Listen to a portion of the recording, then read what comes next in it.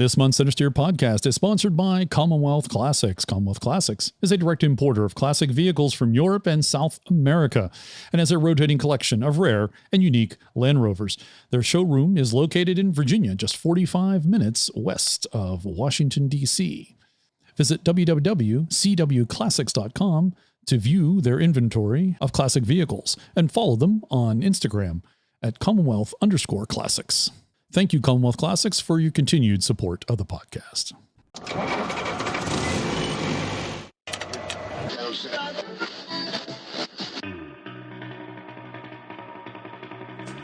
The Centresteer Podcast, a Land Rover podcast by Land Rover owners.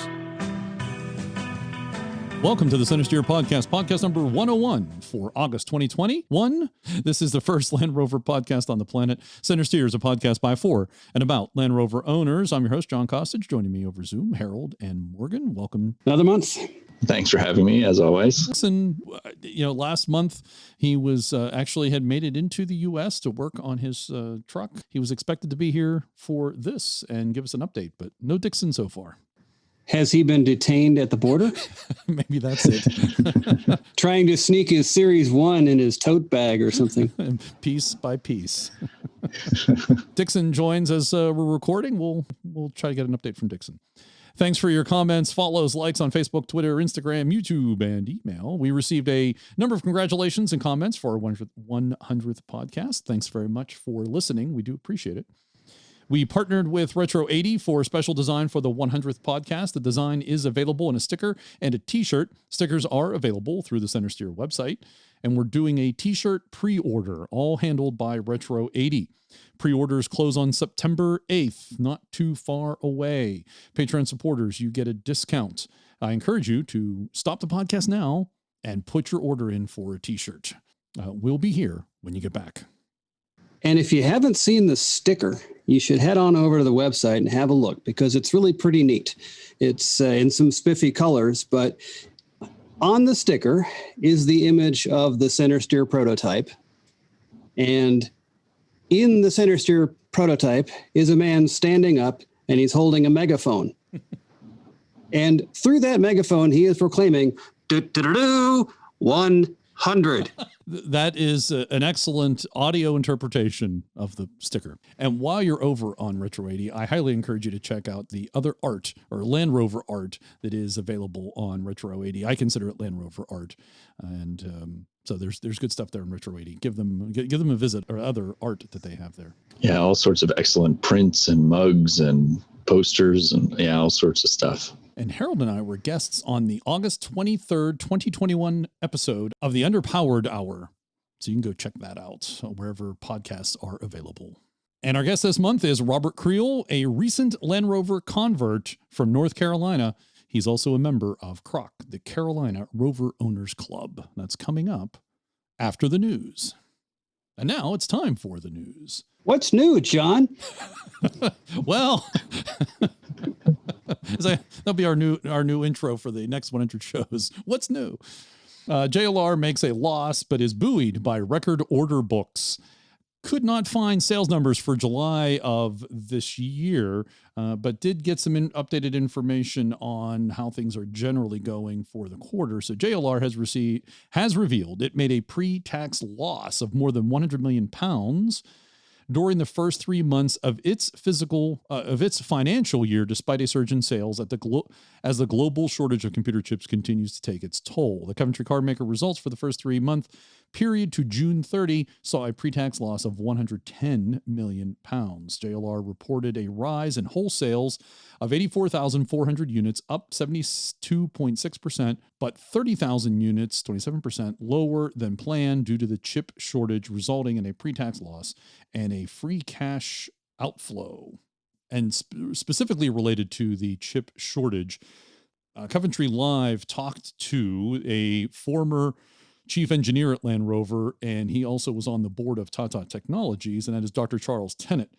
And they were asking him some specific questions. I'll read a couple of them for you, and the answers here as it relate to the semiconductor shortage. So how is the semiconductor shortage affecting JLR? Charles Tennant, JLR is currently suffering a semiconductor chip crisis with sales to the April to June quarter at 120 almost 125,000 vehicles, being 30,000 lower than planned, as the company grapples with a global shortage of chips that are essential in the myriad of electronic systems on their vehicles. A modern car can have anywhere from 1,500 to 3,000 chips in up to 80 separate electronic control units, with the luxury vehicles being built by JLR being at a higher end of the spectrum. And there is currently no end in sight, where JLR are forecasting a 50% slump in sales for the next quarter, causing a backlog of over 100,000 global retail orders in their pipeline.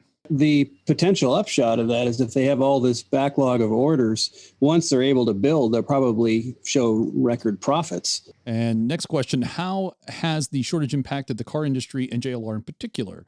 And Charles Tennant, car manufacturers found themselves at the back of the queue when they reordered from component suppliers with a global annual consumption of $37 billion. Toyota and Volkswagen are the biggest auto consumers, spending more than $4 billion each, making them smaller beer for semiconductor suppliers.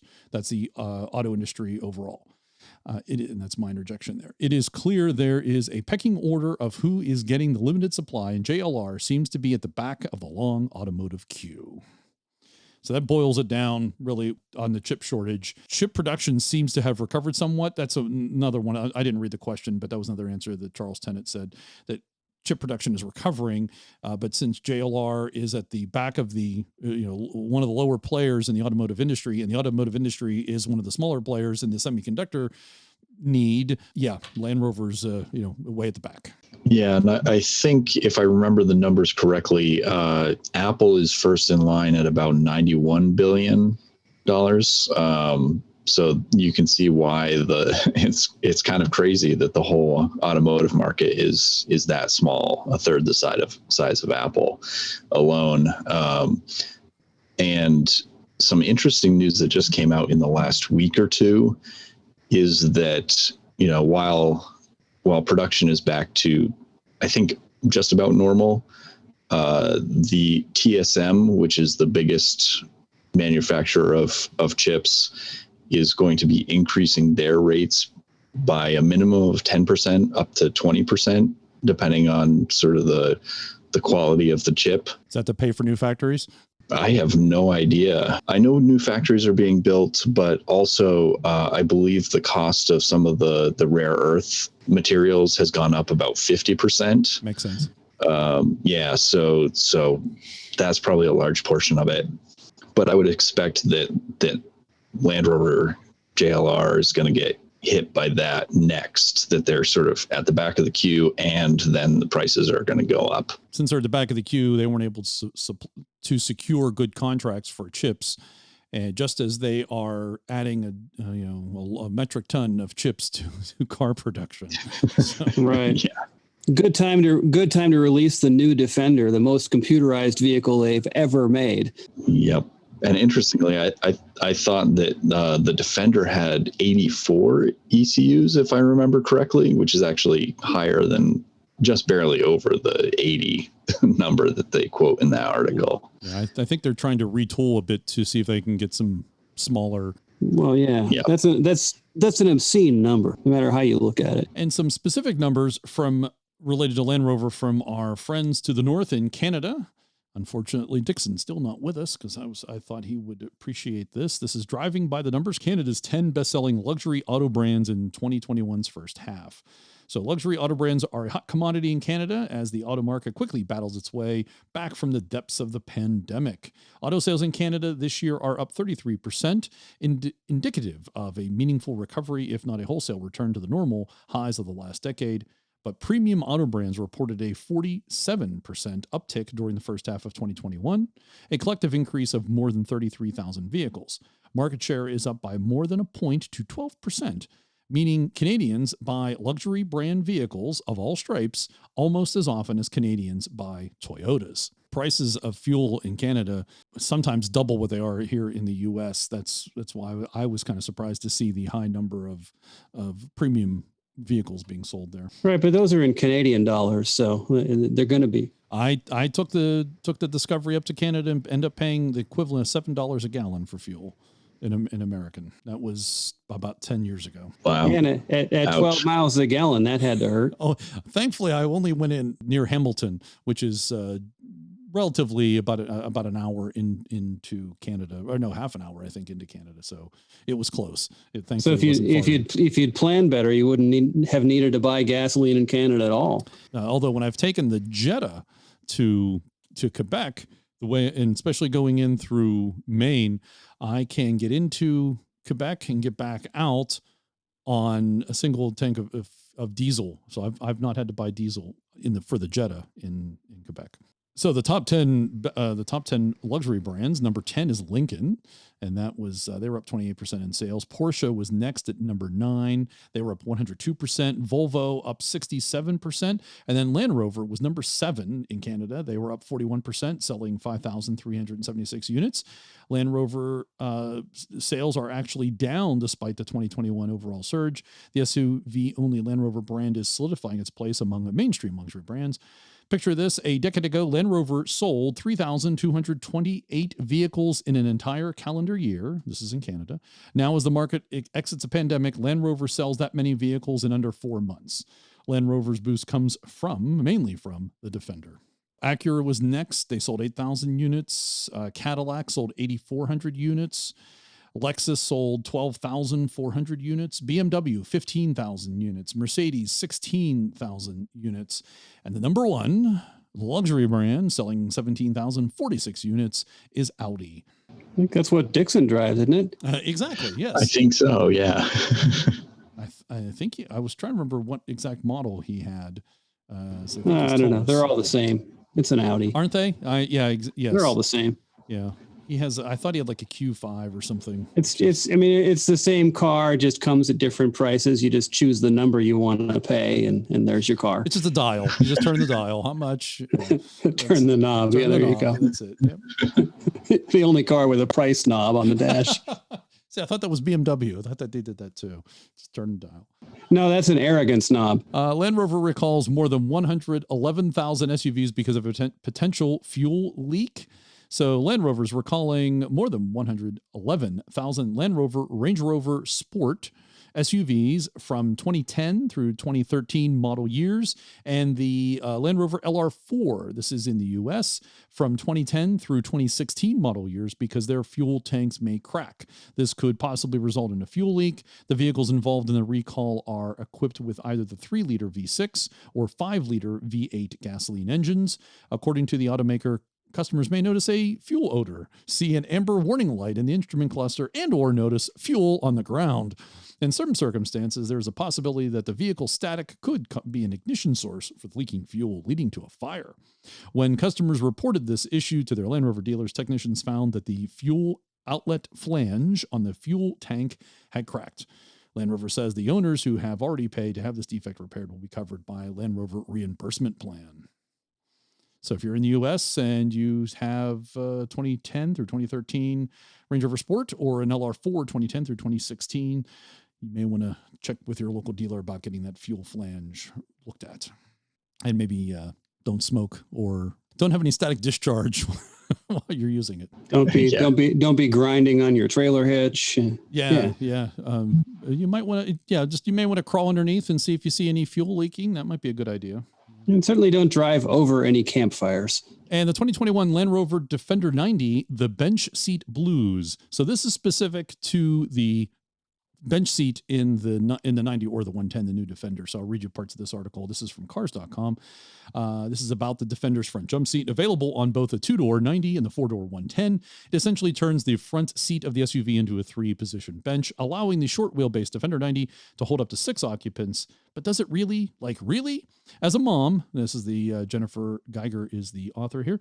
As a mom who routinely ends up carrying more people and stuff than she planned for, I applaud the addition of the jump seat. In theory, in practice, driving around with someone in it is like being the bread in a human sandwich. It was too close for comfort, literally. I tested this feature by accident in a Defender 90. A friend needed a ride from Chicago to the Milwaukee airport, and I happened to have an extra seat. The trip was about 70 miles, and we giggled for about one of them. After that, we settled into what was a very awkward ride from both an ergonomics and comfort stance. First, the occupant in the middle seat had nowhere to put his legs, So they were crouched up in front of the gear selector, blocking access to the shifter. Also blocked was the view by his head. The entire rearview mirror was taken over by an uncomfortable husband's face. Lastly, the three of us had no personal space, zero, zilch, as our arms jockeyed for real estate smashed up against each other. If they're going to offer this as a package, they should call it the Heritage Edition, because it's just like the good old days. Right. The setup really doesn't work for three adults, at least not for a medium to long trip. It's also not car seat friendly, and the American Academy of Pediatrics recommends kids stay in the back seat until age 13. So who's it for? I think Land Rover thinks it's for very, very short trips if you need it. As you said, it's very much like driving, like being in a series. Yeah, and I think they actually did chime in and say it's for, kids and adults for quick trips to the store or the beach or something like that. Yeah, if you live like a half a mile from the beach, then if you live a half a mile from the beach, why are you driving? It's for taking the whole family to the end of the driveway to check the mail. And then 2 Ultimate Edition Land Rovers. First up, the Range Rover Ultimate Edition blends plush comfort with off-road grunt. This is, and I should tell you first, this is from the Rob Report. If you don't know what the Rob Report is, check it out. Roughly around the start of the new year, Land Rover will reveal a new Range Rover. However, love the current aluminum-bodied L405, the 4th generation. Some people like the current one. Those enthusiasts will be thrilled to learn that the later model's swan song will soon be available with every conceivable option. The Range Rover SV Autobiography Ultimate Edition isn't just loaded to the gunnels with kit, it's also the most expensive production Range Rover ever made, priced at $250,000 American. Each example of this 557 horsepower variant will be hand-built by Land Rover's SV Bespoke team at Special Vehicle Operations in England. The attention to detail is exceptional, and with rear seats usually reserved for first class on commercial flights, it's hard to decide whether to drive or to be driven. The Ultimate Edition can be wound up to 60 miles per hour in about 5.4 seconds and then keep on going to 155 miles per hour. And I like this line. When taken off-road, it barrels across rough terrain like a Humvee. I don't think so. Hopefully it does a little better than that, actually, for the money. Yeah, it better. seriously. It better. Although I'm not sure I'd want to be testing that 155 mile an hour top speed off-road. As the name suggests, the Ultimate Edition is the pinnacle of Land Rover's SVU family and includes unique 22-inch alloy wheels, granite-colored detailing to the exterior trim, and a seriously sumptuous cabin. For more than double the price of a basic Range Rover, this version has an interior decked out in swaths of tan leather, upgradable to upholstery from the Italian artisans at the Poltrona Frau, and carbon fiber accents. And the supercharged V8 model is also offered in long wheelbase form, providing extra leg room to stretch out and watch the twin display screens at the back. Also at the rear, the center seat is replaced with a giant console that houses a cooler large enough to accommodate a full-size bottle of champagne and 2 glass flutes. Buttons automatically close the rear doors, a luxury borrowed from Rolls-Royce, while both the side windows and the panoramic glass roof feature electric blinds to keep the sun at bay. Other thoughtful touches include a domestic plug adapter, plush wool carpets, deployable footrests, and a striking Zenith clock set in the silver bezel. That is your $250,000 Ultimate Edition Range Rover. Does anybody know how to read a clock anymore? It's a whole watch craze that people want to watch, and I guess have a watch in the vehicle. I'm still pondering the granite colored trim. Like that would be something special. I mean, I've got that on my Disco just from going off road. Scrape a piece of granite, you've got granite trim on your truck.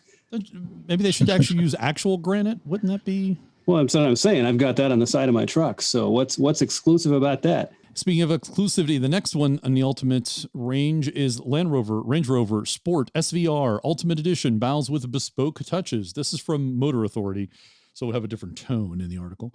JLR's SVO personalization department recently got its hands on the Range Rover SVR and cooked up a special version known as the Ultimate Edition.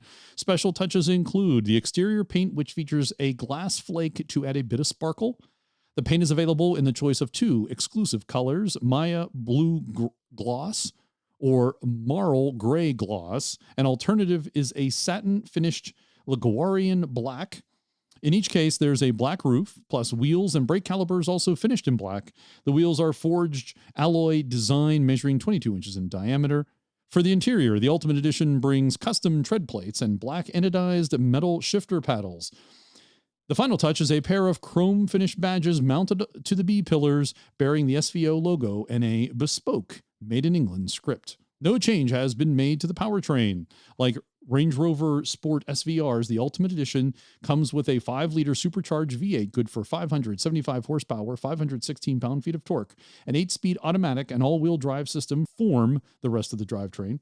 The configuration is good for 0 to 60 in 4.3 seconds, top speed of 176 miles per hour, as I have to laugh anytime a Land Rover has a top speed over 3 digits.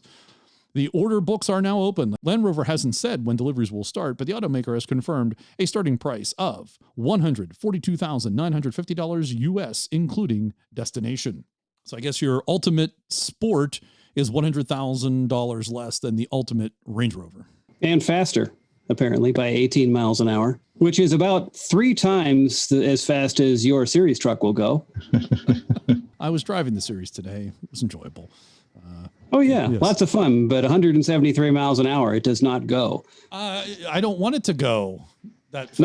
Not with manual steering and drum brakes. Not with me inside it or anyone inside it. There's just no. You don't want it going 0.73, let alone 1.73. 40 to 50 is very comfortable, and that's about the right speed for that. For sure. Buy a 2022 Land Rover Defender 110 Trophy Edition. Join an off-road competition.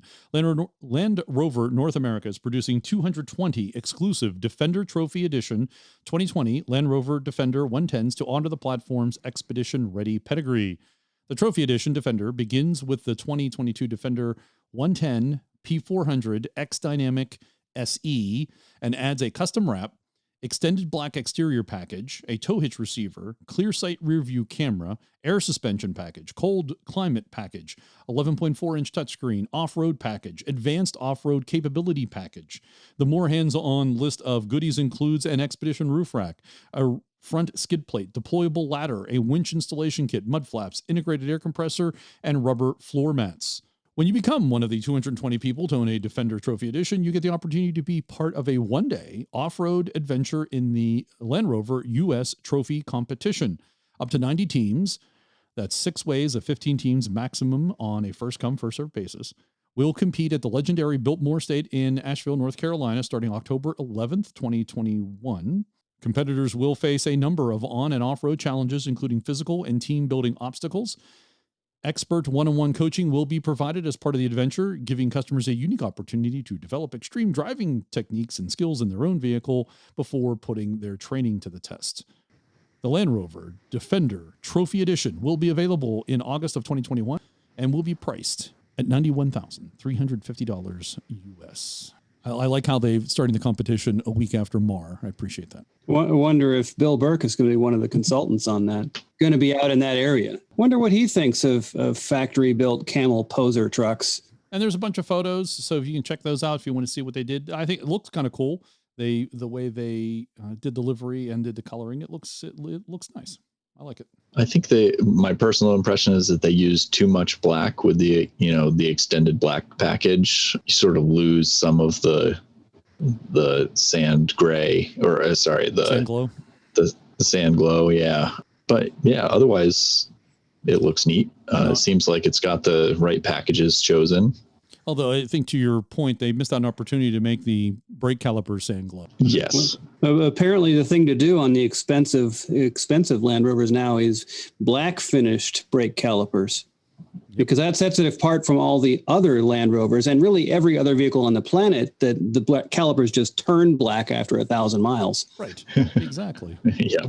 I'm surprised Range Rover especially hasn't added caliper cleaners so that as you drive, they clean the calipers so they still look the color of which you intended. There's an idea. That's a free idea for Land Rover. Okay. If Land Rover's listening, that's a free idea. I give it up freely. I have no interest in it. I don't want to get a cut of anything, but I think you should have caliper cleaners. Maybe, every so often the calipers get cleaned in some mechanism. I'm sure it's another computer chip to add. And yeah, one more computer chip, one more leak vector. You can now leak your caliper cleaning fluid, which has to be replaced at the dealer. It'll be a special solvent. It takes a special tool to open the reservoir. It's not a user accessible location. Of course not. You have to remove the body from the chassis. That's right. Well, if you're paying $250,000 for a Range Rover, don't you want to keep your calipers the same color of which they came from the factory? Yeah, black, color of brake dust. The 2023 Land Rover Defender 130 spy shots.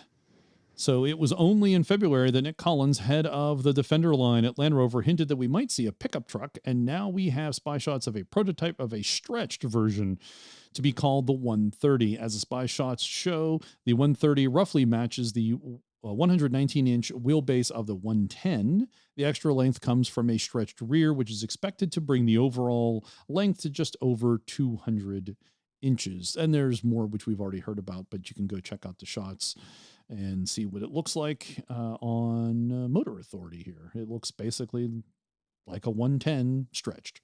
Looks like a Suburban. The Yukon XL, or as I call it, the 119 Plus. Next, the Land Rover Bowler Defender Challenge. Short on finesse, big on fun. And there's more reading here to do because it's interesting. Land Rover isn't commonly associated with the faster and more exciting forms of motorsports. The British SUV maker was formerly known for its patronage of the Camel Trophy and later the G4 Challenge, but both of these competitions prioritize slow, cerebral performance, never lift thrills. When it comes to off-roading, Land Rover's guiding motto has always been as slow as possible and as fast as necessary.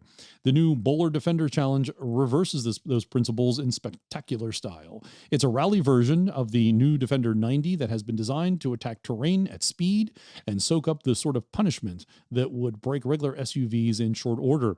Up to a dozen identically prepared challenge cars are going to be competing in a 6-round competition series in Britain next year with the hopes of bringing something similar to the United States.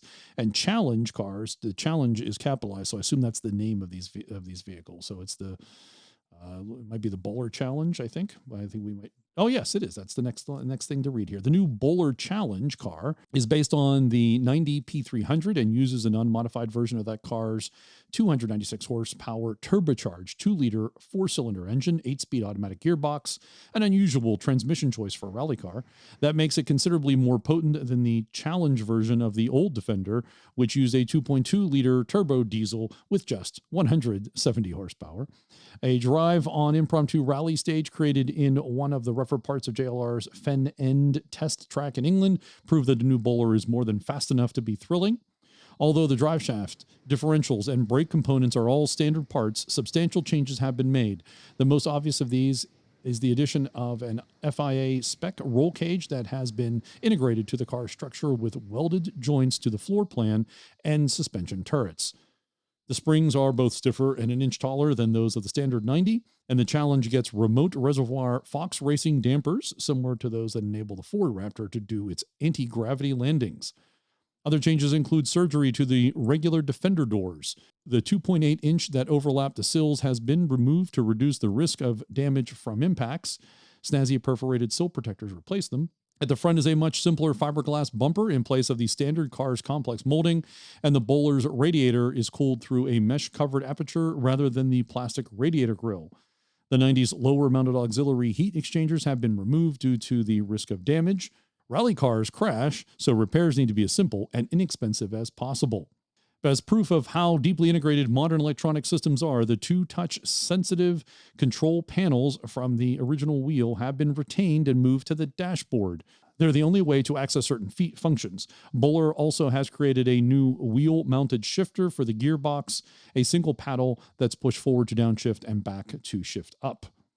The engine is effective but doesn't feel bred for motorsports, as the preponderance of low down torque means there's little point in running up to the red line.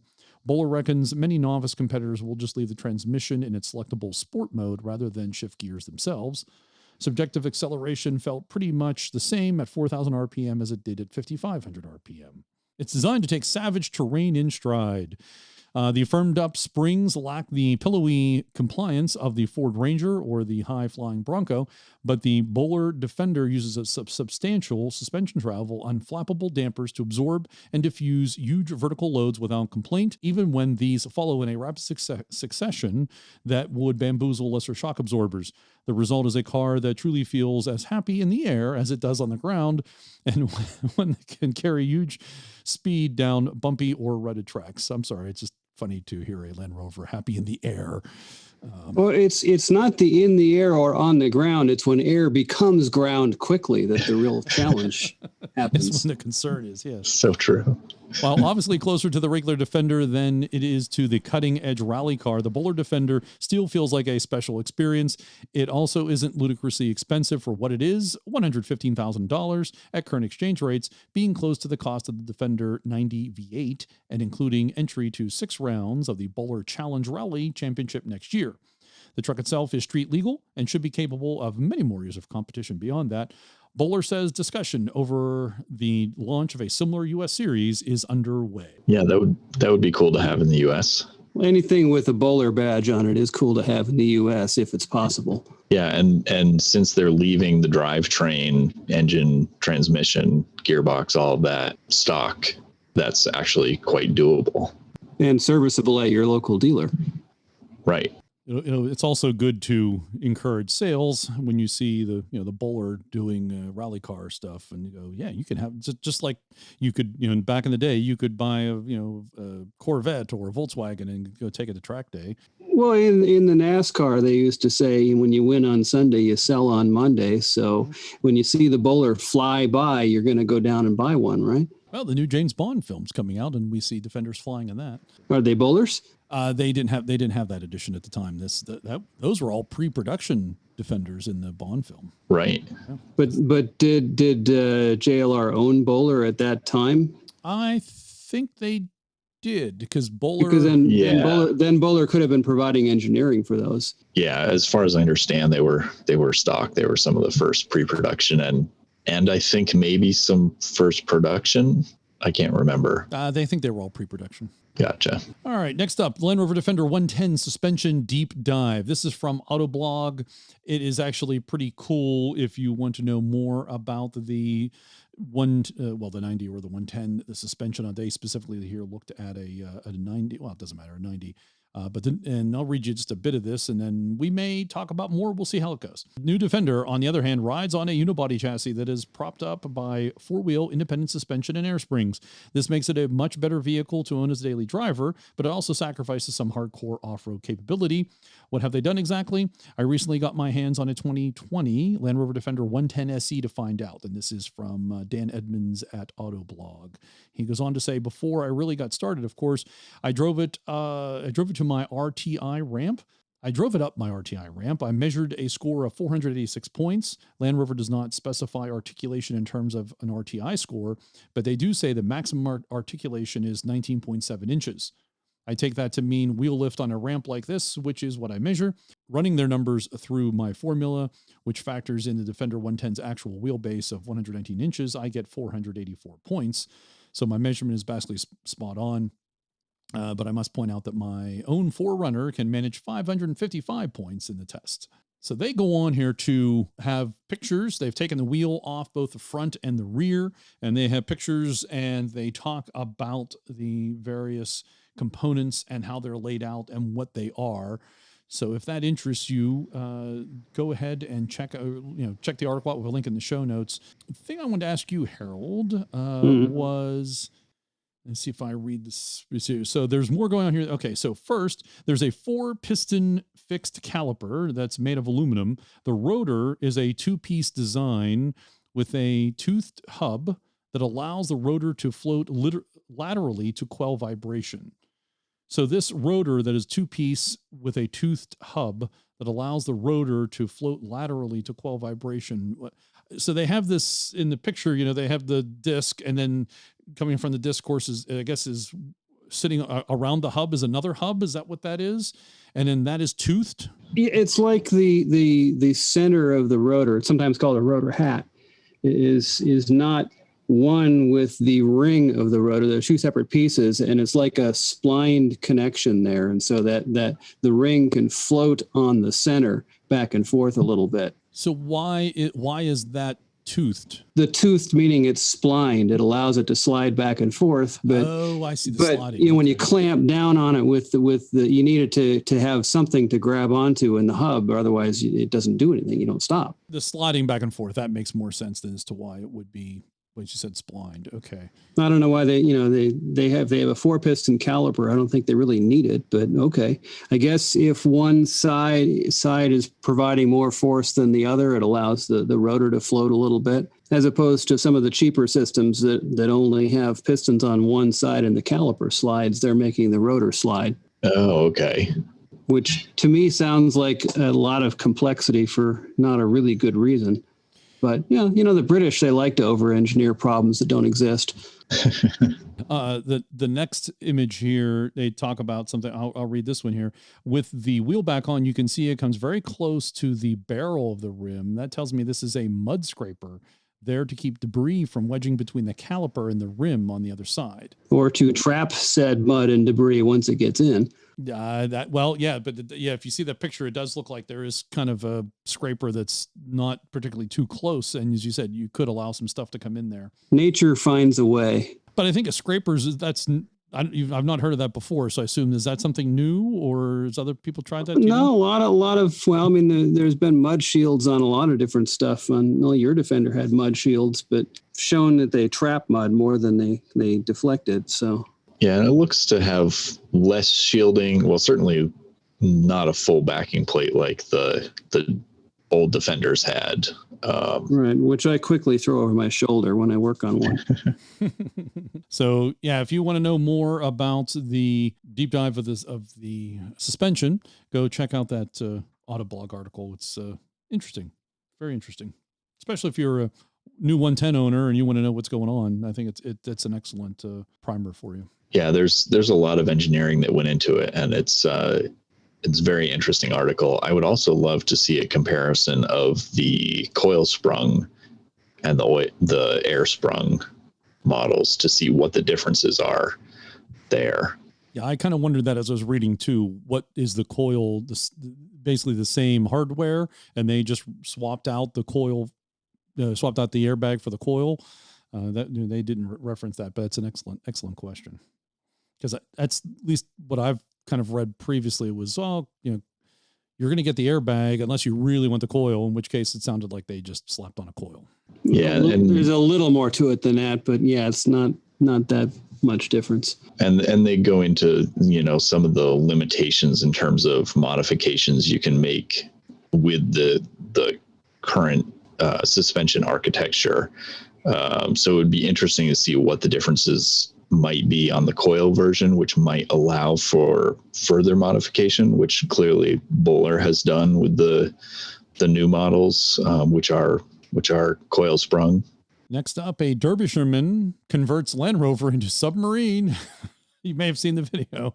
A daring scrapman from Derbyshire transformed into a rural James Bond after converting his Land Rover into a submarine, then holding his breath to drive it fully submerged and underwater, just like 007 in The Spy Who Loved Me. Nathan Gibbons hatched a plan to make his 1987 Range Rover Classic amphibious after he and his pals Andrew and Blake drowned its engine motoring through a river in April.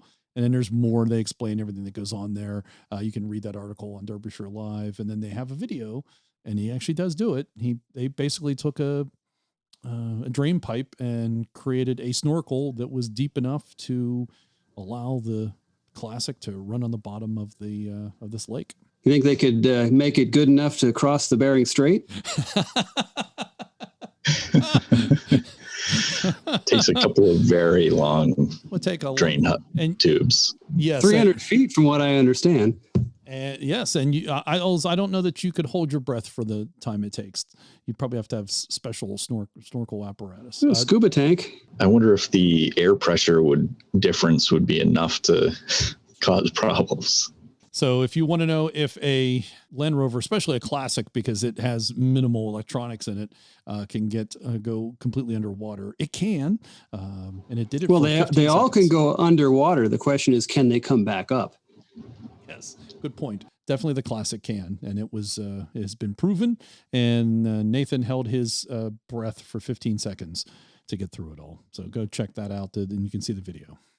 And finally, in the news, we should take note that it is the 10th anniversary of the Range Rover Evoke debuting. It's been 10 years, which doesn't seem like it's been 10 years, since the Evoke came out. And it's an important model because it did keep money flowing into Land Rover when it was needed, just like the Freelander had done. Yeah, and pulling in new users, new customers. Absolutely. You opened up to a new customer whole base. Crop of new people who don't understand what Land Rover's about. But they got themselves a Range Rover, and that's what matters. Yeah. But I mean, it was a cash cow for the company, no matter how you look at it. It also set design cues for the last 10 years for everything, and not just Land Rover either. It happened to me this past week. I was driving and I'm like, oh, that looks like a Range Rover Sport. Nope, it was a Dodge. And let's not forget the Chinese Landwind. Right. That was an exact copy. So if you're an Evoke owner, congratulations. You're helping to keep Land Rover alive all these years, which then also helped to bring back the Defender. And if they've been out for 10 years, that means there's a distinct possibility that there are probably some Evokes out there on their third owner. It's about time to get them on the trail. Maybe we'll see some at Mar go on the trail. Since question is, can they come back off the trail? It's a good point. Remains to be seen. They do have the terrain response system, so there's a good chance. Yeah, but isn't it all-wheel drive? It's not proper. It doesn't have a differential at all, right? It's just, although I guess the Freelander wasn't full-time four-wheel drive either. It was an 90-10 system. Right. Which I think is maybe what the Evoke was also. And I guess the Disco Sport's probably the same way. I think anything with the engine in sideways instead of the way it's supposed to be is going to be like that. Well, that's the news for August 2021. And we welcome now to the Centresteer podcast from North Carolina, Robert Creel. Welcome, Robert. Hey, thanks for having me. You are a lifelong off-road enthusiast, a recent Land Rover convert, and also a member of CROC, which is the Carolina Rovers Owners Club. There you go. I got it right. Excellent. There you go. Did they use the CROC shoe as a logo? They should, but they don't. I'm pretty sure enough guys out there wear them though. So standard issue here in North Carolina. Just put the logo right in the shoe. You could. Oh no! Take the bottom of the shoe and you make that the logo. So everywhere you step. Or maybe you should get those little buttons that go in the holes. The Land Rover logo for that. There you go. There we go. That's a good idea. Almost like what they do with the new Defender when you open the doors and the floodlight kicks off the silhouette. Yeah, I like the puddle lights. Puddle lights, that's what they call it. Yeah, the puddle lights. Well, thanks for joining us, Robert. And we want to find out, we're going to have some interesting things to talk about because we actually did some pre-show research. All we're going to talk about. But before we get there, how'd you get into Land Rovers? I've always been a fan. I think, I was a big Jeep guy for a while, and I had 5, 6, or 7 Jeeps, and I was always fixing them. And my wife came to me one day and she said, you've always wanted a Land Rover, but you're afraid of it breaking, and you're always in the garage working on the Jeep anyway. So why don't you just buy what you wanted? And so my first one was an 03 Discovery 2, which I thought I could beat the odds, I guess, so to speak, and find a 03 Discovery 2 that would not explode on me driving down the road, and drive it daily at that. So I picked it up as a daily driver. And when was this? 3.5, 4 years ago. Okay. So we're talking 15-year-old vehicle at this point. Absolutely. And I was willing to roll the dice, and I was tired of car payments. So bought a $2,500 D2. Instead, you want repair bills and restoration fee costs. Absolutely. Okay. I mean, it's still a monthly payment, but it's right. All in. Are you paying it to a bank? Are you paying it to your own garage, I guess? I still have the oil stain in the driveway to prove that I'm the D2 as well. Goes without saying, doesn't it? Yeah, absolutely. Do you still have the D2?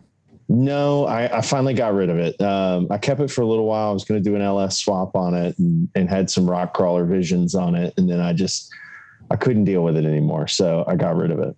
How long did you have it? Just under a year it ran. Wait a minute. No, that doesn't answer the question, sir. I had it for a year and a half. But it only ran for 11 and a half months. Was it a year? Was it your daily? It was my daily. That's good. Well, there you go. It was good service for 11 months. It was flawless, man. I really feel bad because the paint was still good. It didn't have any paint fade on it. And the interior was spotless. It had no sunroofs. So that was probably most helpful. Yeah, absolutely. And I drive a little bit for a living. I'm in construction textiles, so I have to be on the road a little bit to job sites and such. And I drove it back from Fayetteville, North Carolina, and I made like 2 or 3 trips in 1 week back and forth from Charlotte to Fayetteville, North Carolina. And then on the 3rd trip back, I was a couple miles from the house, and it's decided it was too tired for that trip. See, usually you get back home in time. I know. The rest of them have been good to me. The LR3 has been incredibly good to me for that. That's good. Did you name your Land Rovers? Did you name the D2? The D2 never had a name. So the LR3 has a name. It's Major. So I had Sarge, which was my last Jeep. It was Jeep Green, they called it. And then I figured it's only appropriate that the LR3 gets its Tonga green as well. So, it's only appropriate that we kind of keep that. And it's a little bit upper class compared to the JK, I guess. So he's a Major. Right. There you go. We got a promotion. He got a promotion. And so was the LR3 after the D2? Oh, yeah. Yeah. So I bought the LR3 after the D2 died from a guy in Raleigh, Euro Motors. They're a Land Rover specialty repair and sales center. So great guys. And have you taken that, we should probably properly call it a D3. Have you taken the D3 off-road? Is it used for your daily? What happened with the D3 with Major? We should call it by its name. It is a daily driver. It's an off-road vehicle as well. It has 2.5-inch Proud Rhino lift rods, 2 75/70 18s, roof rack, high lift jack, ARB fridge, Zargs Overland cases in the back. It's equipped, super winch on the front. Oh, there you go. Yeah. The Atlantic British bumper with a custom bull bar on it. And it's not shy to go off road. It's been up a few trails here in Yuari, as well as Biltmore off-road experience, a couple others down in South Carolina. So always looking for new trails to go to. Sure. What are some of the D3, LR3 issues that people should look out for? It's not something we get to talk about too much. Owners of those, and they're now starting to get to, I think, to the point where they're entering the market at a reasonable price, and you can put some money into them to make them, off-road, better off-road. I know I guess I'm asking you a buyer's guide questions. I don't know if you have any advice there. Yeah. So I bought it from a reputable dealer, and I've still had the same D3 issues that I think every owner has. I had some air ride issues. Valve block went out. I had a right rear strut go out on me, air strut go out, and the compressor just failed on me recently. So I have spares of all those now. I keep an air block or 2 in the vehicle at all times. I have a spare compressor for the trail in case one kicks out on me. I can swap one out. I don't carry the struts with me, but I do have a full set. I have 4 full struts in the garage in case I need to change one out. Is the air, so I guess the air suspension, is that one of the bigger issues that folks have? One of the bigger issues, when it's working, it works fantastic. Like when I go off road with it, and it works flawlessly. But if you nick an airline or something like that, then obviously it can be a game ender on the trail. Lucky 8 makes the spacer lift there for it to keep your body off the tire so you can roll off the trail, so to speak. Oh, that sounds like an excellent idea. Yeah, absolutely. It's a lifesaver. Right. Other than that, it's the cooling system. Again, everything is plastic in the cooling system. I don't know why somebody hasn't come out with like some aluminum or billet cooling components. But I've redone 2020, I redid the complete cooling system. So radiator, water pump, hoses, thermostat, the whole 9.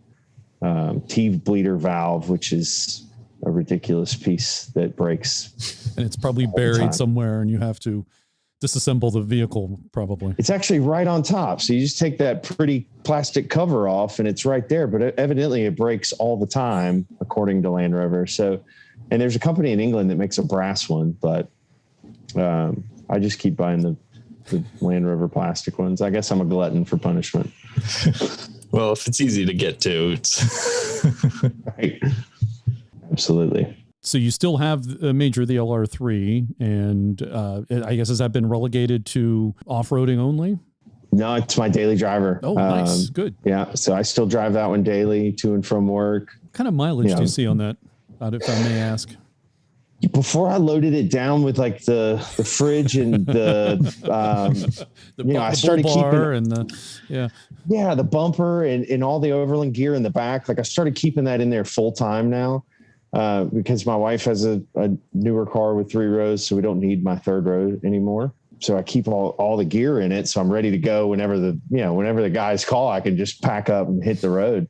But now I'm getting 13.5 miles to the gallon. Before, when it was empty it was all stock just with the lift and the tires, I was getting 15 miles to the gallon. So I've lost 1.5 miles. Yeah, which can be significant when you're going places. Yeah. Or in a gas crunch like we are right now.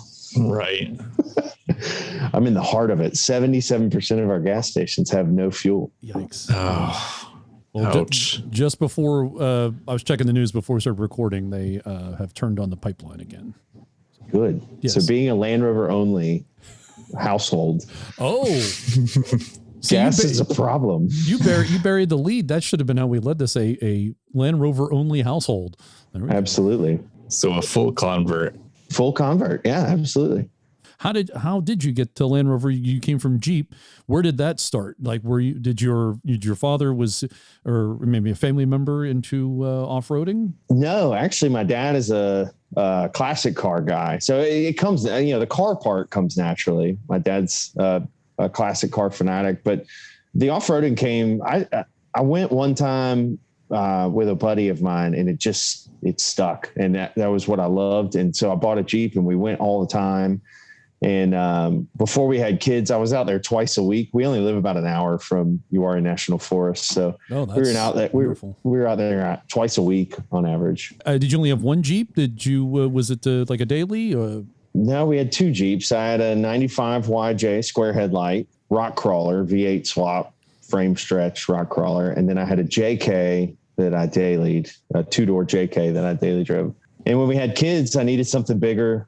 My wife said, "You're always in the garage working on the Jeep. Why don't you get what you want and buy a Land Rover?" So I counted the days till I bought this D2. Like I had sold the Jeep and got rid of it. And I was counting the days to pick the D2 up. And my son called it Rover Day. He was like, "Daddy, it's Rover Day. It's Rover Day." So we went and picked this thing up. And from the start, it was leaking oil and I couldn't figure out how to make it stop. I'm pretty mechanically talented. I mean, I'm not the best mechanic in the world, but I'm YouTube certified for sure. I couldn't make the thing stop leaking oil. And sure enough, finally the head gasket went. And so we moved on to the LR3 and I had the YJ still at that point. And I'd always wanted a Series 2. I remember that was kind of the first Land Rover I ever saw. There was one here in Charlotte when I was a little boy in our neighborhood and I would see it drive around. And I was like, man, that's a cool truck. So I was on the hunt for one after I got the LR3 and I found this one down in Columbia, South Carolina, in a field, and it had hit everything but the state lottery. I offered the guy a tube chassis and my YJ and he took it. So wait, so you swapped a YJ Jeep for a Series 2A Land Rover? Yeah. Well, with a dent in every quarter panel and a locked up engine. I still think you got the better deal. I know. Here's the engine right here. Oh, there it is. I'm rebuilding it as we speak. Nice. So tell us more about the 2. What 2A? What year? Any provenance? It's a 68. Originally in Georgia, from what I can. It came into San Francisco. It's been a few years in Denver and then Georgia, but I think from what I can tell, I'm either the second or the third owner of the vehicle. Yeah. So it was last tagged in 1987 was the last registration on it. It has a massive dent, which I'm pretty sure this is what stopped its forward progression from moving any further. It has a massive dent in the front cross member. So whatever it hit hard and fast. To dent the front cross member. Yeah. Wow. That's yeah. So, but the frame is solid other than that. And it's on the bottom of the cross member. Like it's just caved in the bottom of it. It almost looks like it was meant to be there the way, it looks like it hit a tree stump pretty hard basically. Right. Or a rock. But the rear of the frame is solid. So I picked up another third of a vehicle to swap out some body panels and It looks on in our good way. shape for obviously this is an audio podcast, but as we look here on Zoom, he's sitting in front of the rear of his 2A. Did that get a name? No, it has no name yet. It's okay. Yeah. College tuition, I guess. Nice. So what's the plans for the 2A then? Yeah, so to run by the time my kids go to college. They're 3 and 2. Oh, so you've got plenty of time. Yeah. I got plenty of time. Yeah. No, I think I'll have it by the end of this year is a goal that I've put for myself to run and drive. I think looking decent probably by the end of next year. Okay. Are you getting like new paint job? Are you going to fix the dent in the frame? Are you adding any off-roading capability? Yeah. So I have another frame. I bought a third of a vehicle out of Virginia with a better tub, better wings. So swap those out. And what about, how's the interior? How's the seats? How's the the seats, the headliner's in good shape. Well, the top's off of Series 3. So okay. I picked the top up out of Connecticut, Alpha Guy. And then the seats came out of a different vehicle as well. So they're in decent shape. So I've pieced together a lot of parts here and there. So I'm sorry, let's go back. What state exactly did you find it when you got it from that you traded the Jeep for? So it sounds like it was it in pieces? Was it flat packed like Oxford was? What? Not quite like Oxford was. It had no top. It had a lead plumbing pipe hoop with a tarp over it for a top. Oh, wow. It had been sitting in the field for about 7 years. So you can imagine it had enough walnuts in the battery tray to feed a small army of mice. Come to find out, after we got the engine out, the guy who bored and honed it for me and cleaned up the block, he said he thinks it probably would have ran. It wasn't locked up or anything. It turned over and everything like that. He thinks if it had a decent wire job in it, it probably would have ran. So, but I pulled the engine out and we cleaned up everything under the hood first. So that's where we're at right now. So the engine's out. I'm rebuilding it. Got it back from the block guy, painted it, put new pistons, new rebuild kit and all that into it I think I got it from the Rover farm, the rebuild kit, Rova farm. Yep. What engine's going back in it? 2.25. Okay, good. Keeping it traditional. I'm going to try to keep it as original as possible. I talked to Ralph Sarek out of Virginia, and he was like, let's cut down a disco chassis. Let's put it on coils and we'll go V8 with it. And I was like, as awesome as that sounds, Ralph, I think I will truly be under the pressure to pay for that until the kids are in college. I would like to enjoy it before then. And you already have a disco. What you need to go back in time, experience the specialness that is a series truck. Yeah, there's nothing like a tractor for the road. Precisely. Do you plan to off-road it, or is it just going to be just kind of a it will not be a queen. I promise you that. Yeah, it'll go off-road here and there. I probably won't beat it off the rocks. Good to hear. Yeah. Especially the body panels I got are very clean. So at least straight wise, they got a few little minor dings and dents here and there, but nothing like what I have currently. I mean, I have a gaping hole on the passenger side where the top meets the side. I can fit my whole arm under it. And then on this side, there's a dent the size of my foot. So the new tub is very nice and clean. So I'm just going to paint it. I'm going to go marine blue. I don't know what y'all's opinion is on color changing. Mine was red from the factory. I'm not a big red fan, so I'm going marine blue. It's yours and what makes you happy. And you could also keep it original and always put a wrap on it. If you want to change out, there are people that do that. Depends on what you want to do. It's yours. Yeah. I don't plan on selling this one anytime. Yeah. So, and you're keeping it on the road, I think, which is the most important thing. And it's only the rivet counters, as they say, that would really know the difference. Is that a two-way? It's not a two-way top. It's still on the road, buddy. It's which is good. Can they tell the difference between a two-way and a clean top? I suspect that there's probably somebody out there that probably would be able to tell that. I personally am not. Unfortunately, Dixon's not able to join us this evening for this. I suspect Dixon knows people. If he himself, doesn't already know that, you need to look for this. Said what, three pieces carried over from the Series 1 all the way to either the Series 3 or early Defender but I think they were relatively minor things that you'd have to really know. Although I think the cleats on the side to put your canvas tops loops through, I think that's one of the things that carried over. There's two others. I think one was maybe inside the cabin. Can't remember the other. Does the top have Alpine windows? Yeah, no. Okay. No, it does not. I had to look.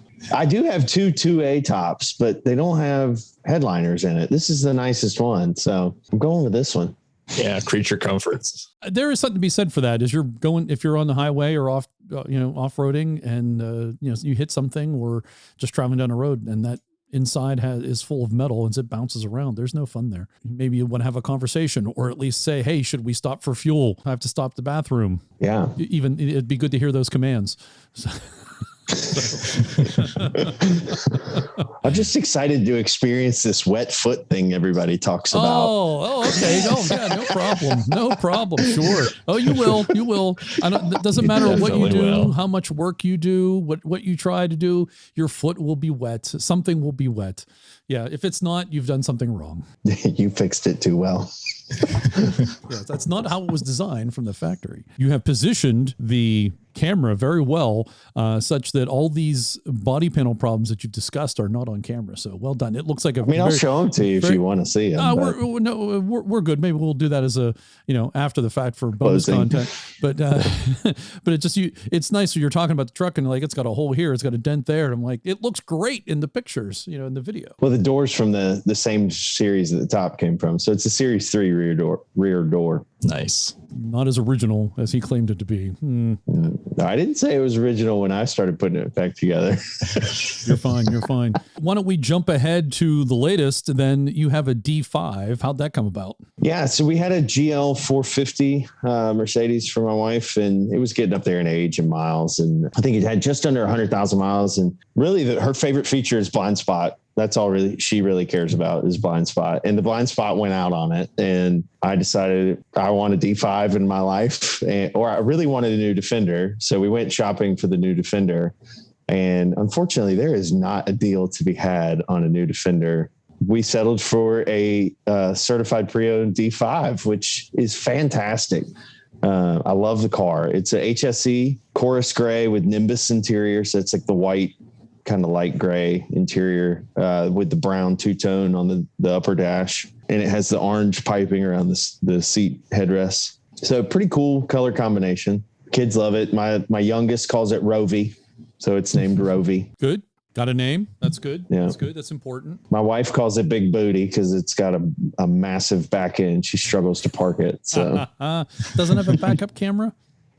It does. Yeah, it has a backup camera and all the sensors you could ever want, but she still struggles with it. Yeah, well, it seems like a pretty big vehicle. I guess I've never driven one, but yeah, the issue is like you can fit it pretty much everywhere, but the rear doors with that kind of elbow that comes off the center of the rear door, man, it's almost impossible to get kids in and out of there if you're trying to get between two cars. Trying to train her to park a little further out, but she doesn't listen. Maybe I don't listen. Have you taken it off-road? No, we have not. We were going to take it last weekend. She was jonesing for me to take it. And at the end of the day, I said, look, we have one built to go off-road, which is the LR3. Like, why risk not only the paint, but anything mechanical to go wrong with this one? Maybe when it gets a few years older, I'll trade in the D3 and I'll take the D5, build it off-road, and she can get a new Defender or a pre-owned Defender at that point. One I can afford. Yeah, I was kind of curious to see what the D5 is like off-road. You really don't hear much about that. I've been with one. Yeah. So I've been with, have you been with, if you follow After the Land Rover Experience on Instagram, he's out of Atlanta or Johns Creek, Georgia.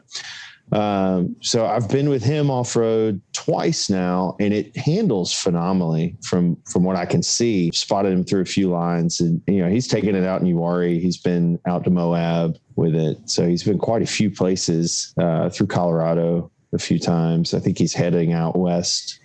Now he just bought a new Defender as well. So He's got them side by side. He's getting ready to do a comparison for you. My biggest comparison I needed was how much room is in the boot, because I think the D5 has a lot larger boot than the new Defender from what I can see. I think I did hear that. Isn't the opening also larger in the D5? I think so. Yeah. They had those tailgate issues, the alignment issues on the D5 for a while. Because it is so large, and it actually opens from the outside instead of the frame, or I guess it would be the D pillars coming down would be part of the car, and the D5 tailgate kind of wraps around the D pillars. So that was what kind of was causing that issue for alignment, I think. Gotcha. But yeah, give him a follow. He's got a good comparison between the two, and he does a solid amount of off-roading in the D5. He's a good judge for what the D5 is capable of. Sounds like a good line on a new guest for the show. Absolutely. Have we covered all of your Land Rover ownership? Yes. Today. as of this moment. I'm trying to think, man, I've had 50 cars in my life. I'm pretty young, but what else?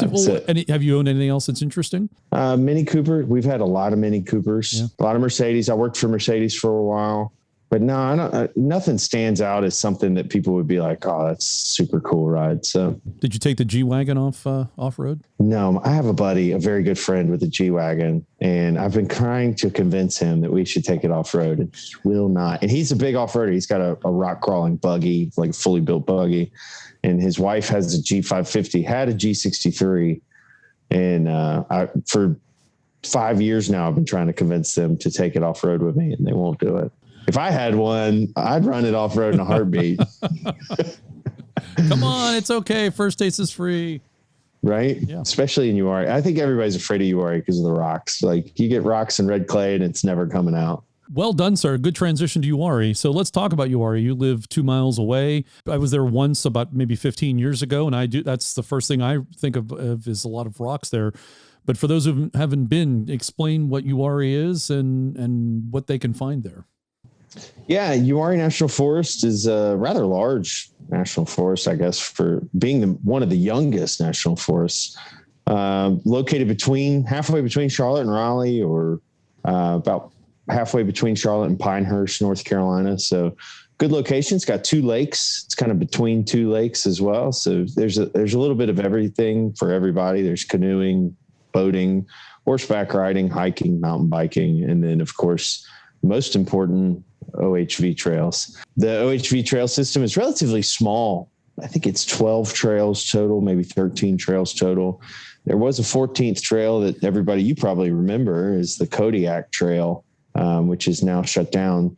The problem is it's a large archaeological site, a lot of Native American, influence in the area. And so anytime that the land is disturbed too much due to erosion or significant rain events or something, and an artifact shows up and Forestry Service finds it, then those trails are unfortunately shut down to become archaeological sites, which is understandable. You want to preserve what could be found. Right. The forest system itself is great. It's got anything from easy to difficult. The most difficult trails, some with significant rock crawlers, would call very easy. But if you have a Land Rover, I would say that even the hardest trails are pretty difficult. The Land Rovers don't have a ton of articulation like the Jeeps do, or like an off-road, fully built buggy has. Right. So it lends itself to be a little bit more challenging for those of us in a Land Rover, and a little bit more technical.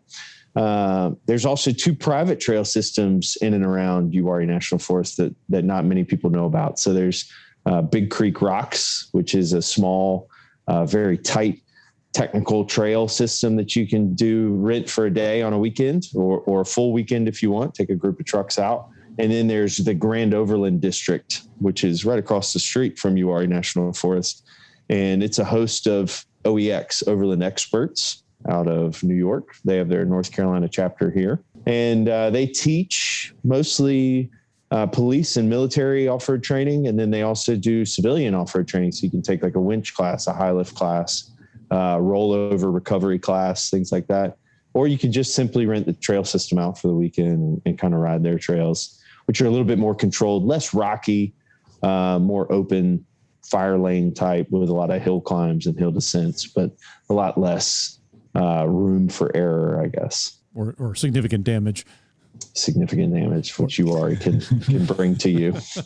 As I was there, as I said, 15 years ago, and I had my Freelander at the time, and followed friend Bill Fischel, and we were at Mar, and then after that we went down to Yuari, and I drove a little bit into the trail system with the Freelander. Then we parked it, and I jumped in with Bill and in the Series 3, and I still remember just bouncing up and down, and you're in a leaf sprung truck, and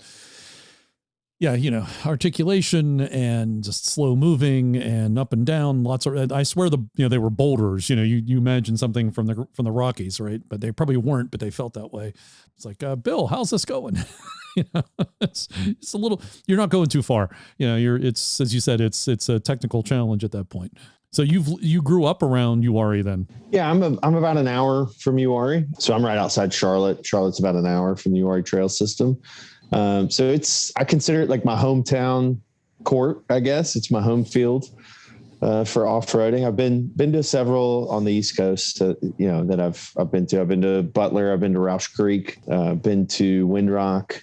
Been down in South Carolina a few times to some like more mudding trails and sand trails than anything. But been to the flats out in Marion, North Carolina. I don't think that exists anymore. The Biltmore Land Rover experience. So how often have you done it once, the Biltmore, or have you done that several times? 3 times. We've been 3 times. So we did 2 times for Owner's Day, and then we went for Oxford in America. Okay. So tell us what that's like for folks that haven't been to the Biltmore. It's a Land Rover experience center. Yeah, I highly recommend Owner's Day. Not only just for the price, but the experience with your own vehicle. You can go drive one of their vehicles. Obviously, it's the newer Land Rovers, much nicer, more comfort, and a lot less time behind the seat, though. So for the price, Owner's Day is really where the bang is. You get to see what your own vehicle do. They have 3 different segments now. They have a beginner's, an intermediate, and an advanced track.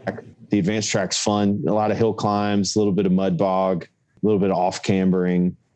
So you can really kind of push the vehicle and see what its limits are.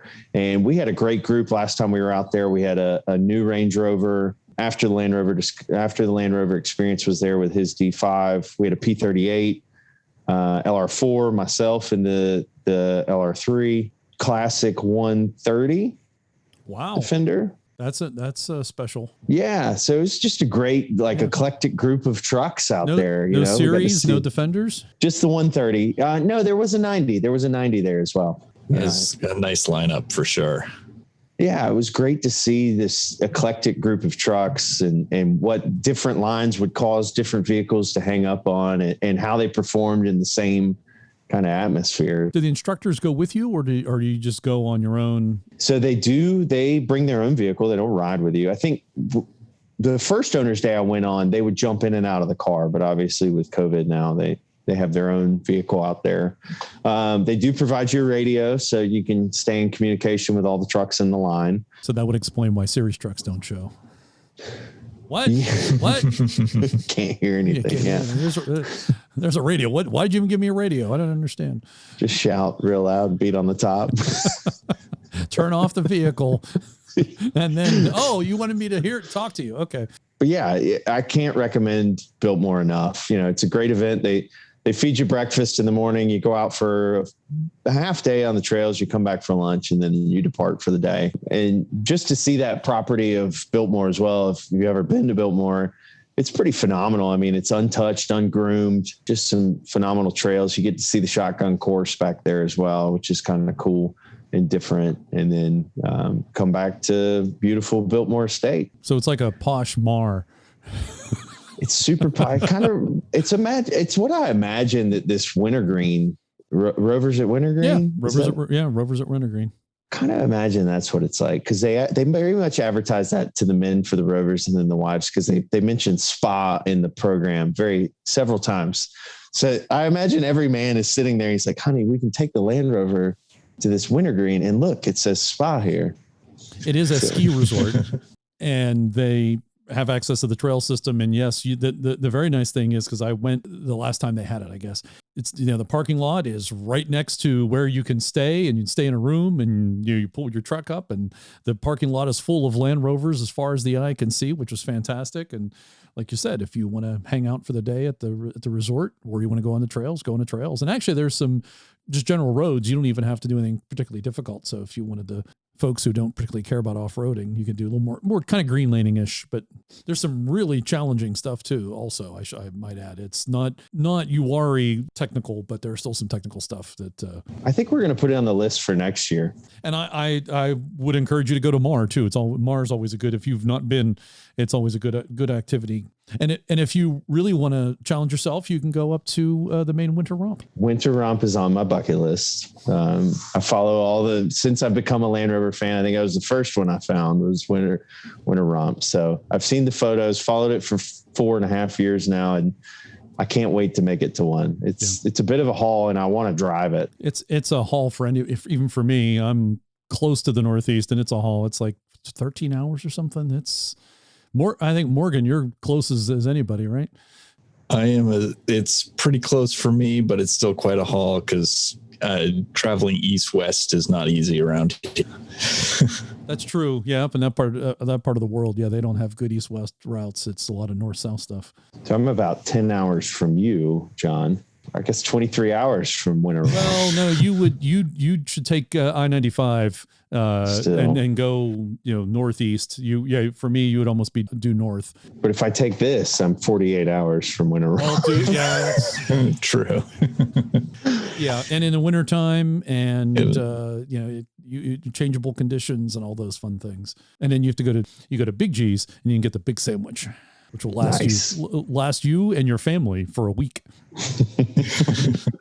So what else happens at Yuari?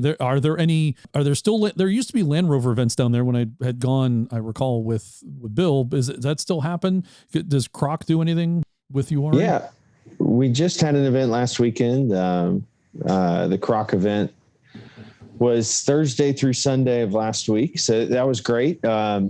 Decent turnout for COVID and Mother's Day weekend. Unfortunately, that was the only time they could reserve the campground. So we had to host it that weekend, but the guys that came out were great. Good, good eclectic group of trucks, a lot of Defenders, a lot of series trucks out there. Had a couple different, programs. They went into the forest a couple nights. They had 3 rollovers in the forest. So I'm sorry. Wow. Sorry. Come back again. What? 3 rollovers in the forest. And everybody was okay, right? Everybody was okay. Even the trucks were okay. 2 of them weren't that bad. They just kind of tipped and landed on Dutch John, which is a trail, trail 90. If you look at a Yuari map, there's a hill climb in a cavern. So the sides of the cavern come up almost as tall, if not taller than your truck. They filled it in a little bit in the off season, but it's almost as tall as your truck. And one of them got off camber and tipped, and the top rested on one side of the cavern, and his tire was on a rather large rock. So it was kind of, I wouldn't say a rollover, maybe half rollover. Pitched too far to drive out, let's say. A recovery was needed. Yes, absolutely. And then 2 others they flopped on their sides in the forest, but not too much damage. One, for some reason, blew a fuel pump when it happened, so he was done for the weekend. And then the other one just ripped a hole in the soft top, so he was okay. Is this a regular event that Croc has? Is this like open to, any Land Rover enthusiast, or is this a kind of a club only event? Absolutely. We even encourage other people to come out and just see the Rovers. We had 2 Jeeps in our group this time. Friends of Rover owners is how they came, but more than welcome. The more the merrier. We're always welcoming of any off-road enthusiast. But yeah, if you're interested in Land Rovers and you're interested in Yuari, it's a great event.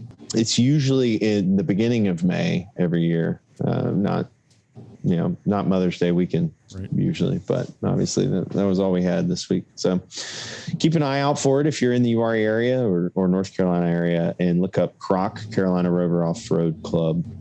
Carolina Rover Owners Club. I apologize.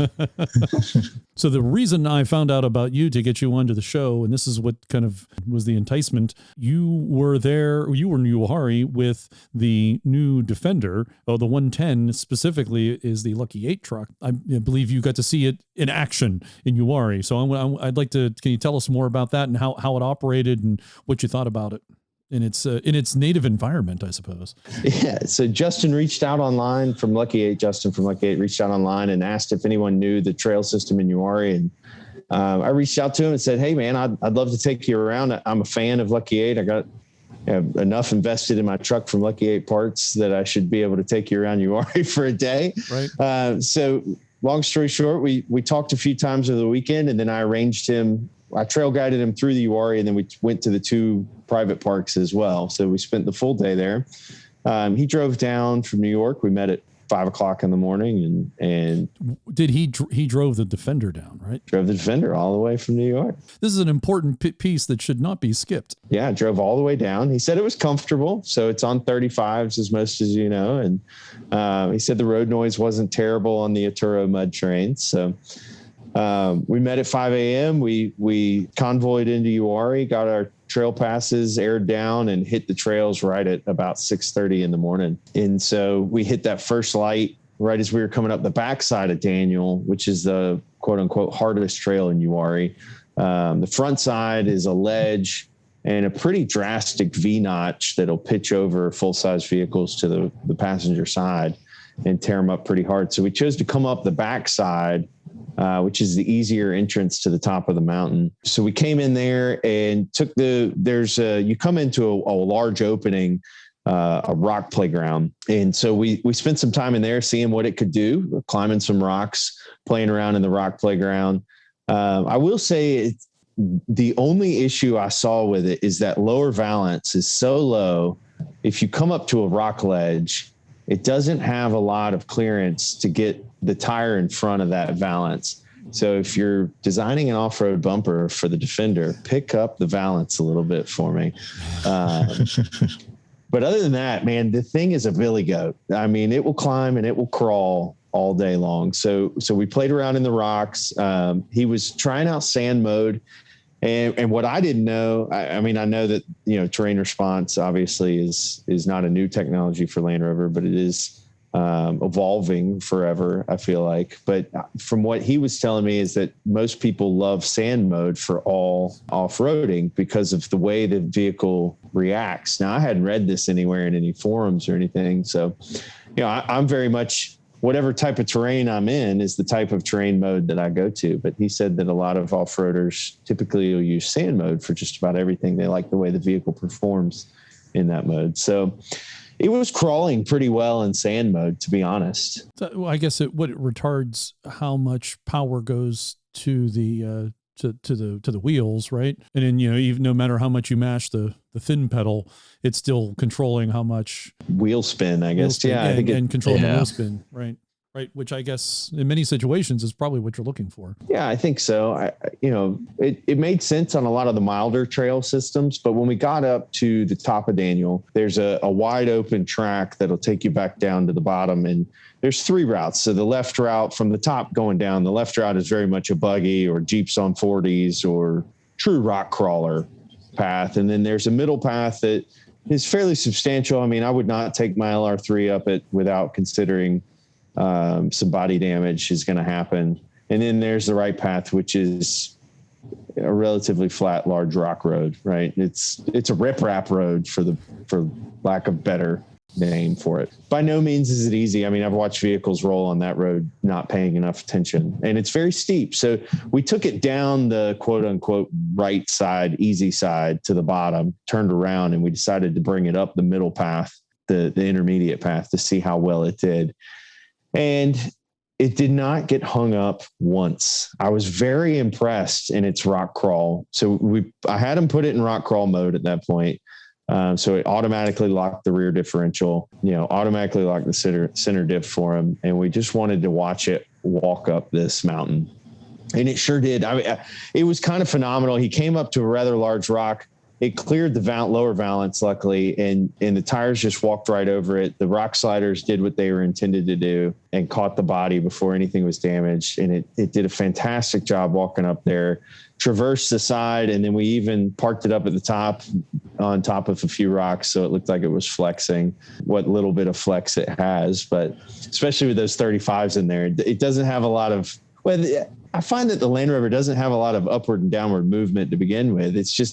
It's a very different off-road experience, from a Jeep to a Land Rover, where I was always thinking about where my wheels are articulating, and now I'm thinking about where can I pitch my body over and what kind of breakover angle am I going to have on this approach. Isn't that more a function of the air suspension? Yeah, it is. I think the air suspension tends to drop a little bit or deplete air in the airbag to compress the wheel, I guess, more so than you would expect on a coiled vehicle or a coil-over vehicle. But even just the drive characteristics or the vehicle's characteristics itself, Jeep will pitch over to the direction of the lowest wheel typically, whereas the Land Rover, it always feels pretty stable and even keeled. And then once you feel like whichever way you're breaking over is the way that the body tips. So, and I always feel like when I'm crawling something of significance I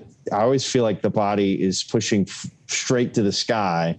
And right when I think I'm going to tip back is when it falls forward on me. So it's a fantastic off-road platform that I think is rather underrated. And my friends who are not Land Rover guys always get in it and they're amazed by what it can do. Whether it be a D3 or the new Defender. I mean, I had a rock crawler out there with me, helping me spot for this thing just to make sure Justin made it very clear, no body damage. And I said, okay, we'll make sure there's no body damage.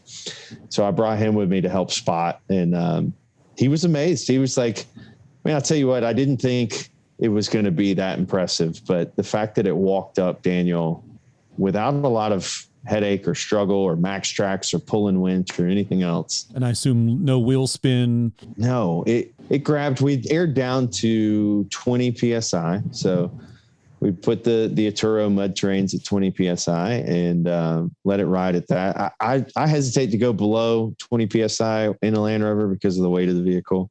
I would take the Jeeps down to 12 or 15 PSI for standard. If you had bead locks, obviously 5 or 8 pounds, but without having bead locks on the Rover, I think 20 PSI with the weight and gear and people in it, it's probably about as low as you want to go on anything. I could be wrong, and I'll take any advice that some professional will tell me. But from what I can tell, that's about all my truck can handle. What else did the new Defender do that interested you? So we went over to OEX, the Grand Overland District after that, and they have some great articulation park area.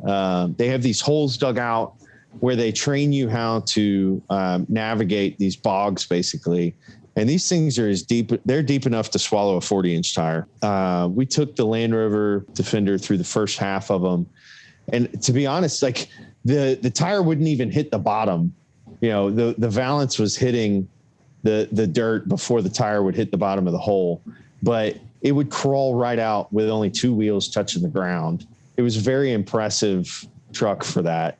And then you might hit 3-wheel contact for a minute coming out or entering into these bogs. They were kind of set up catty cornered to each other, so to speak. They were dug out with excavators. Obviously, this is more of a training ground at this point. Right. So you're doing kind of like a teeter-totter seesaw effect as you're going down the road. Absolutely. Yeah. And it was just impressive to see only 2-wheel traction, and it's still propelling the vehicle out of these bogs and not tying it up, and gave itself enough ground clearance, to get out. So, and then there was one other track.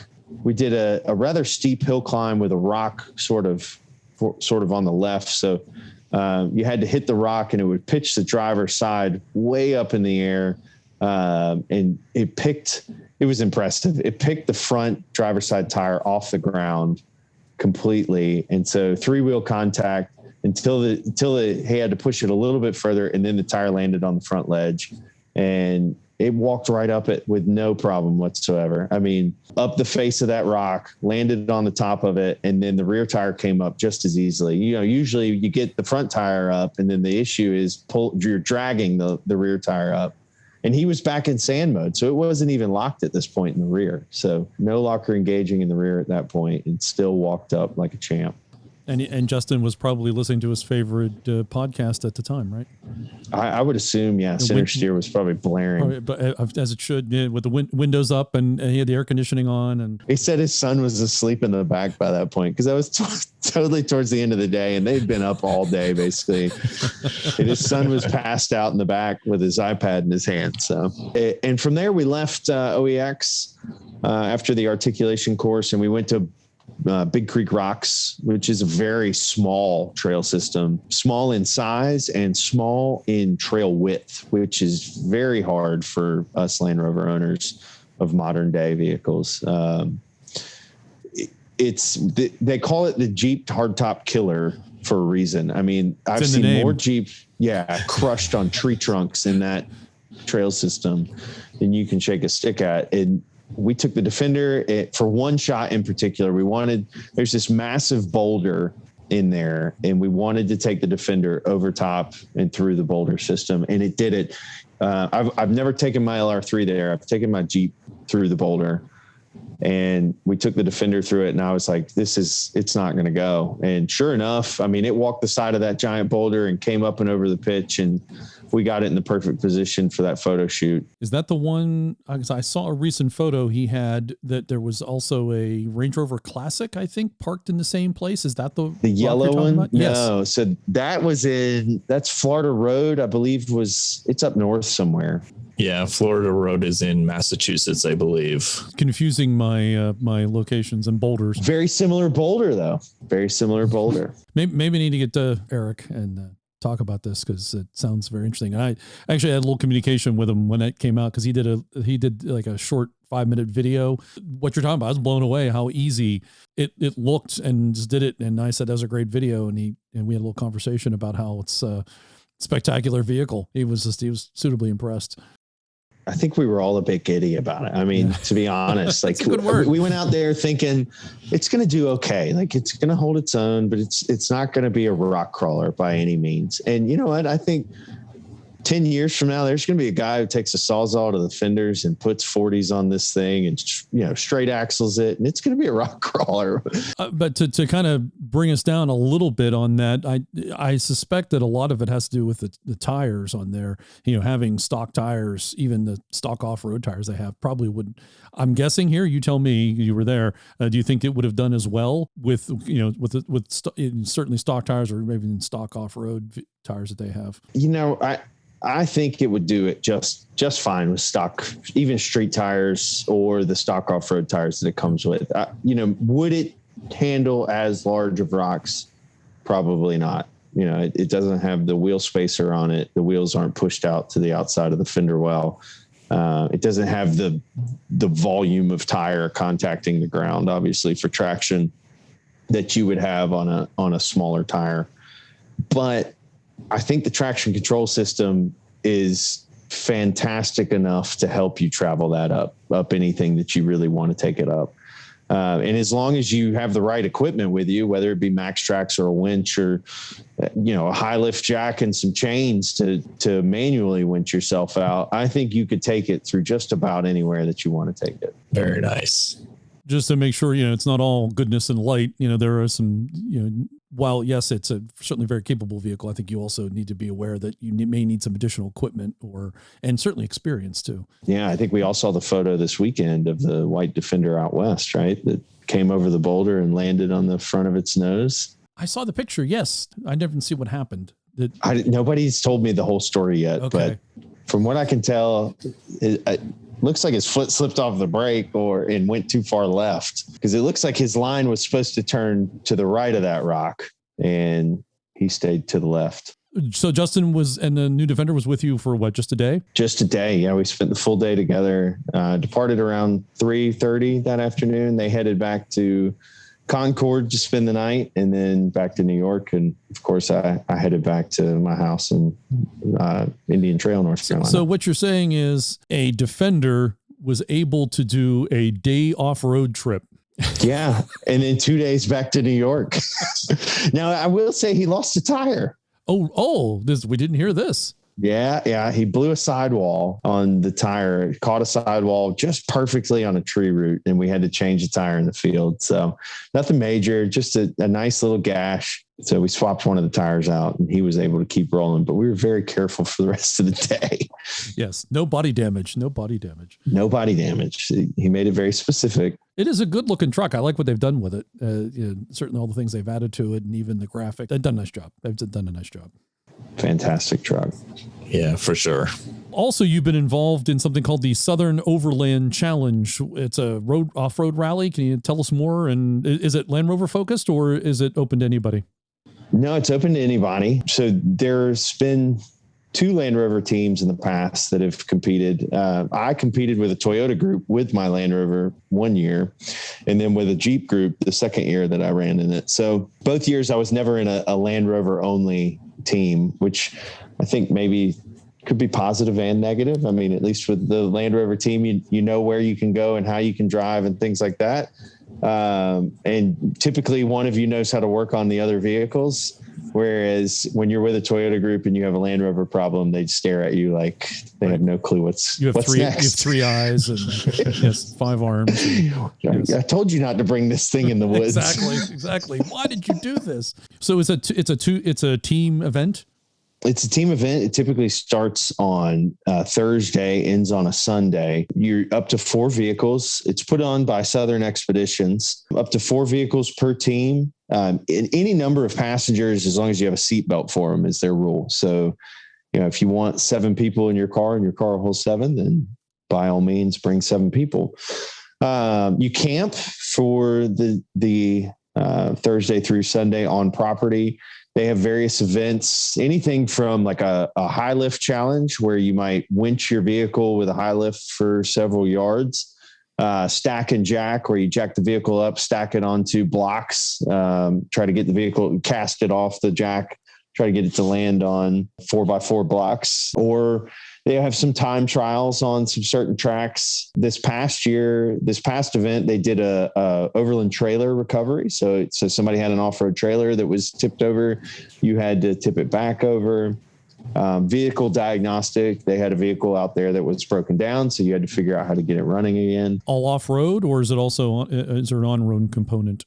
Slight on-road, because you do utilize those 3 properties we spoke about earlier. So Big Creek, Grand Overland, and Yuari National Forest. So there is some on-road passage between the 3 events, or 3 venues, but majority of it, I would say, is off-road. So you're scored, I guess, on these different categories, these different event activities or events. And then there's an overall winner. Yeah. So there's overall winner, man. The prize packs are huge. I mean, overland rooftop tents, Dometic fridges, tires, winches, you name it, they're giving it away. So it's kind of exciting. Would you recommend a series truck? I think it'd be fantastic. This past one, they had a D1, a D2, a Classic, and a Defender 90 on a team. So it was impressive to see that group. And I think they did pretty well. I don't know what they placed at, but... How many teams usually compete? About 20, 25, 26 teams. So it's quite the event. And does it take place same time every year? Yeah. So it used to be once a year in May, and then they started doing twice a year. So now they're doing a fall one as well. It gets kind of hot in Yuari. I'm not going to lie. The humidity is 100%, and it can be in the 100-degree temps in May. So it can also be very cold in May. So that now they're doing a November one as well. And do you expect to participate in the future? I don't know if I'm going to do this November. I think I'm going to sit it out. I'm really trying to finish the Series 2. So instead of spending money on broken parts of the LR3 from off-roading too hard for events and trying to win trophies and prizes, I think I'm going to sit this one out and spend a little extra on the Series 2 this spring and winter. So you need to get the Series 2 up and running and take it on the challenge, on the rally. Maybe then. I think it would be cool. Yeah. You also mentioned the 36 hours of Yuari. Yeah. So 36 hours was an older event. They're coming back with a 24 hours of Yuari this year. It's coming up in a couple of weeks, actually. So 36 Hours was an event held by UROTC, which doesn't exist anymore. It was Yuari Off-Road Training Center. The owner of that passed away a few years ago.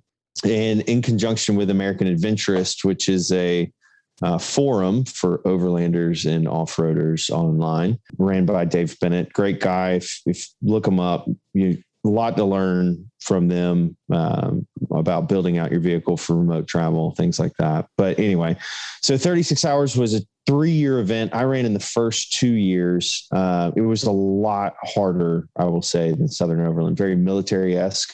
They put us in the middle of a field in a tent. It was one vehicle per team, you and a co-driver.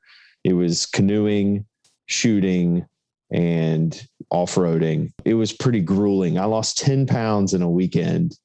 Yeah, it was insane. And my brother-in-law was my co-driver in that one. So we had a good time. Sounds like almost like a camel trophy, but triathlon camel trophy. Yeah, it was like very much a miniature camel trophy. And so one of the sponsors of 36 Hours of Yuari is bringing it back for 24 hours straight. So you will check in and you will literally run shooting, canoeing, driving for 24 hours with no sleep. Wow. And that's put on by the Overlander, I believe. 24 Hours Yuari. Look it up on Facebook if you want to participate. I admire you. I'm not quite there yet. My kids are sleeping at night now, so I value my sleep more.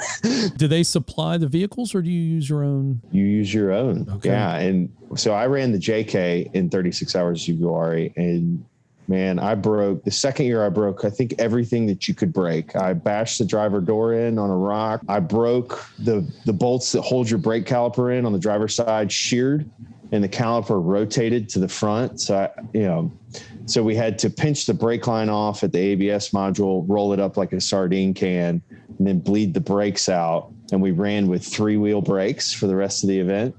Then I snapped both U-joints in the front axle.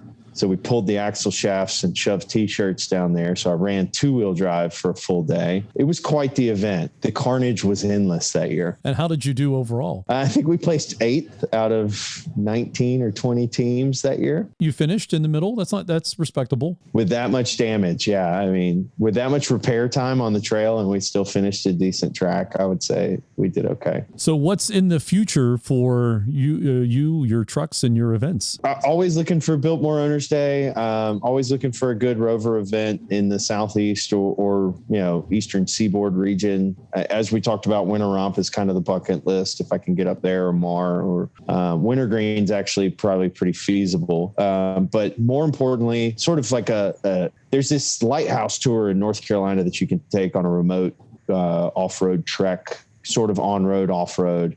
But it involves a lot of ferries. And one of the islands that doesn't have a lighthouse on it, but is off on the path, is Portsmouth Island. And it's kind of been one of those bucket lists for me after seeing Bold Overland and a few other guys go over there. You have to take a ferry to it. It's an uninhabited island since the 70s. Wild horses, camp on the beach. There's some cabins if you prefer something a little more, I guess, less rustic to sleep in than a tent. But, my wife and I have been talking about this trip for about a year, and we're planning on going maybe this summer. If not this summer, then we're going to hit it next spring for sure. I assume there's no electricity on the island then. There's no electricity. So if you rent a cabin, they say bring your generator, or you live with no power. We're going to do the tent life on the beach, let the boys run, have a good time, get a couple other guys from the Rover group to come with us that have been there before, just in case you got to pull out of the beach. Last thing you want to do is lose your truck in the ocean. Yes. Look what it can do. Yes. Put it in sand mode and let's drive into the surf. Yeah. There will be no trucks in the surf. How long does it take to get out to this island, including ferry crossings? So the ferry crossing is 5.5 hours from Charlotte. It's out of New Bern and Morehead City. And then I think it's about a 45-minute to an hour ferry ride to the island. So it's on the Barrier Islands in North Carolina. That makes sense. Okay. And how big's the island? It's like 118 square miles or something like that. Okay. So that's sizable. So it's sizable. Yeah. Okay. It's all sounds like a camping, off-roading, overlanding paradise, I guess. Yeah. So there's still a couple buildings existing. Like there's the cabin section, and then it's considered I don't know that it's a national forest, but a U.S. protected, beach, I guess, right. Beach preservation. And then There's a couple residents, but no one lives in them. They're unoccupied at this point. And then the post office is still there. So, and they've turned it into a museum. So you can learn about, I think it was what they called North Carolina's first deep water port was how it was established way back in the, I think 1800s, 17 or 1800s. It became a deep water port, and they would shuffle the goods back to the mainland from there. Okay. So the tall ships would come up to that island, unload, and then they would have smaller ships to ferry it to the mainland. Yeah. There you go. So you're just recreating that journey. Absolutely. But with the Land Rover. So when do you put a snorkel on it and then go through the waterway there?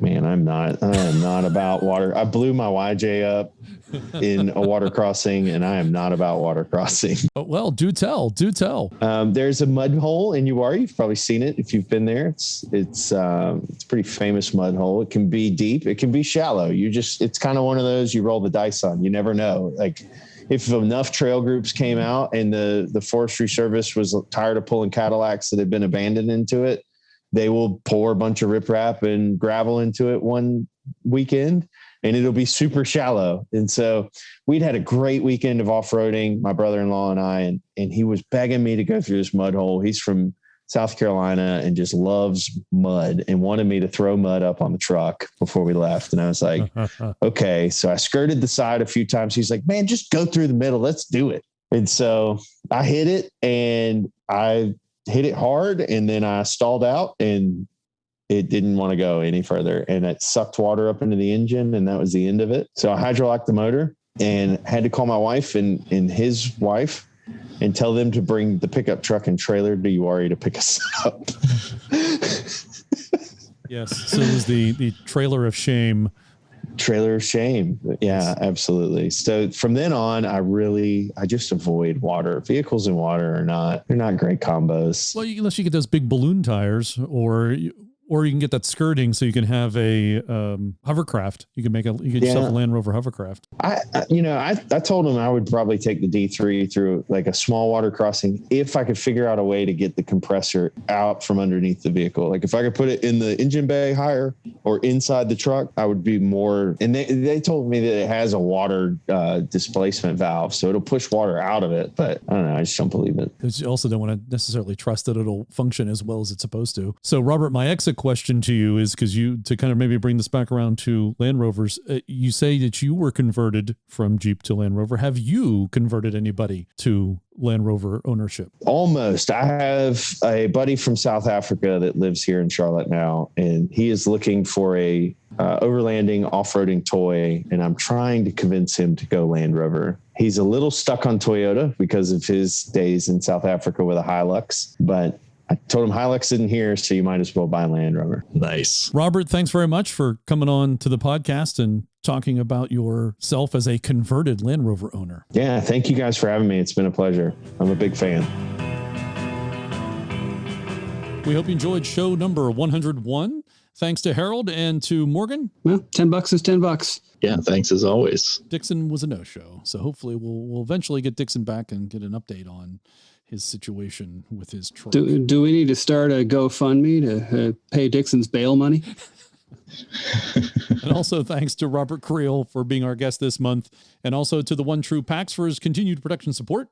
I remind you that in 2023, it will be Land Rover's 75th anniversary, and we are encouraging you to get your Land Rover to Pittsburgh for the Pittsburgh Vintage Grand Prix, July of 2023. We're going to have a big show of Land Rovers. So especially if you have a Series or Defender, especially if it is in parts and pieces and it's sitting on the shop floor, it is a flat pack somewhere, it isn't moving, and you've been thinking about, well, I really need to work on it. You now have an opportunity. So get it ready. You have 22 months to get it together and get it to Pittsburgh. And I should point out, this is not just the 75th anniversary of Land Rover. It will be the 10th anniversary of Centresteer podcast. Episode number 122 will drop that month, I think, if my math is right. Although technically the 75th anniversary is in April. We are celebrating it in Pittsburgh at the Vintage Grand Prix, July of 2023. And that will be when episode 120 drops as well. Our 10th year will be in April as well. Visit our website, Centresteer.com, to listen to previous shows and for show notes, which have links to the stories we discussed in today's podcast. If you're listening to the podcast on our website, you can also download the podcast, a podcast app, and then subscribe so you can have the podcast automatically delivered to you. We post a new podcast at the end of every month. You can connect with us on YouTube, Facebook, Twitter, Instagram, email, and voicemail. You can directly support the show at patreon.com/Centresteer. Buy a t-shirt, sticker, or even buy us a tee. Thanks, Bob. You keep buying us tees. We do appreciate it. Click on store on the menu of our webpage for all the details there. Thank you for listening for the last 101 episodes. We do appreciate it. Or to the last episode, if you're a first-time listener. We appreciate that too. We'd love to hear from you and what you're up to in your Land Rover. Click on voicemail on the website and let us know. The next voicemail will receive a Centresteer t-shirt. We haven't had a voicemail in a while, so we're going to give you a t-shirt if you do. Until next time, I ask you to share the show with one other Land Rover enthusiast. And you may now resume your important things.